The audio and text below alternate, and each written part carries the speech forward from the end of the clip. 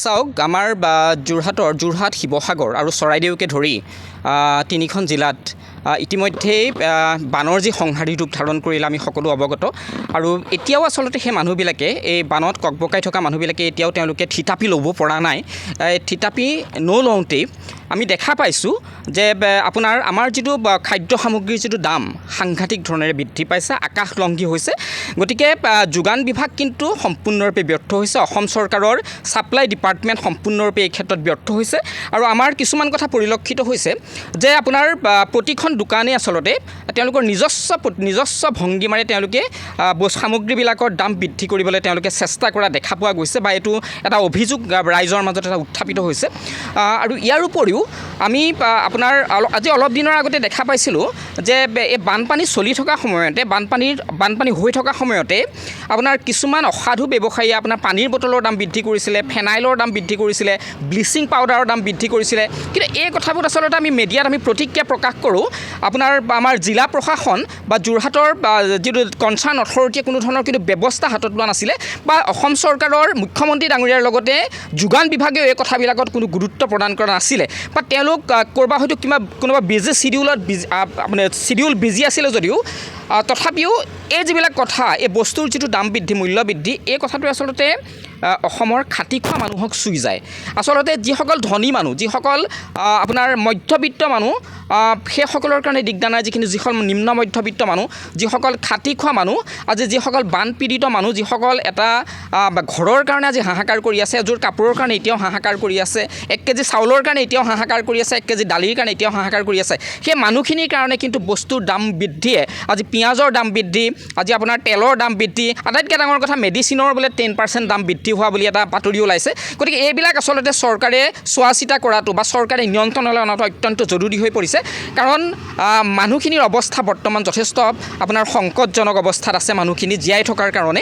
আৰু এই ক্ষেত্ৰত আমি এটা যোৰহাটৰ নাগৰিক হিচাপে এটা কথা চৰকাৰক ক'ব বিচাৰিছোঁ যে আপোনালোকে অন্ততঃ যোগান বিভাগে এই আপোনাৰ যিবিলাক আমাৰ দোকান আছে, এই গেলামালৰ দোকানবিলাকৰ ফ্ৰণ্টত এখন পাইকাৰী লিষ্ট আৰু এখন হ'লচেল লিষ্টৰ আপোনাৰ সামগ্ৰীবিলাকৰ দাম নিৰ্ধাৰণ কৰি দিয়াটো অত্যন্ত জৰুৰী। কাৰণ এনেকৈ নহ'লে আচলতে ব্যৱসায়ীসকলে তেওঁলোকৰ নিজৰ মতালি মতে তেওঁলোকে নিজৰ ইচ্ছামতে যদি বস্তুৰ দাম বৃদ্ধি কৰে, নিজৰ ইচ্ছামতে যদি তেওঁলোকে আপোনাৰ বস্তু বিক্ৰী কৰে, তেতিয়াহ'লে সাধাৰণ মানুহৰ কিন্তু অৱস্থা সঁচাকৈ পানীত হাঁহ নচৰা হ'ব।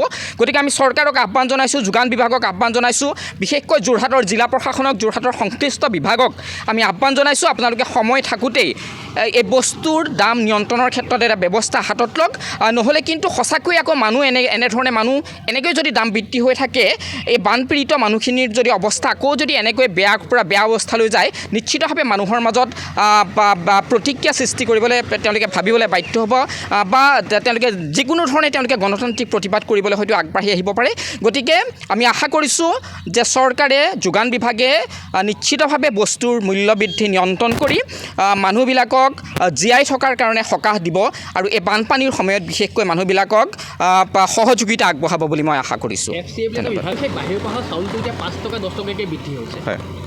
এতিয়াতো খেতিটো কৰিব পৰা নাই মানুহে, তৎসত্ত্বেও এতিয়া অনাগত দিনত হয়তো নিশ্চিতভাৱে চাওক, এতিয়া FCI যিটো আপুনি চাউলৰ কথা ক'লে যে 5 টকাকৈ তাত বৃদ্ধি কৰিছে, 5 টকা 10 টকাকৈ বাহিৰৰ পৰা যিটো চাউল আহে সেইটো বৃদ্ধি কৰিছে। কিন্তু এইবিলাক আচলতে অসম চৰকাৰ নিয়ন্ত্ৰণত নাই নেকি? অসম চৰকাৰৰ নিয়ন্ত্ৰণত বস্তুটো নাই নেকি? অসম চৰকাৰৰ যোগান বিভাগৰ কোনো নিয়ন্ত্ৰণ নাই নেকি? আৰু সঁচা কথা ক'বলৈ গ'লে অসম চৰকাৰৰ আমি কেইবাখনো চৰকাৰত দেখিছিলোঁ যে যিজন যোগান মন্ত্ৰীজন আচলতে নিমাত হৈ থাকে। যোগান মন্ত্ৰী আমি কোনো ধৰণৰ ভালকৈ তেওঁৰ আপোনাৰ কোনো সংবাদমেল সম্বোধন কৰা নেদেখোঁ, কোনো ধৰণৰ আপোনাৰ তেখেতৰ এই বিভাগটোৰ ওপৰত আচলতে নিয়ন্ত্ৰণ আছে নে নাই, এই কথাটো আমাৰ মাজত এটা সন্দেহ আহি পৰিছে।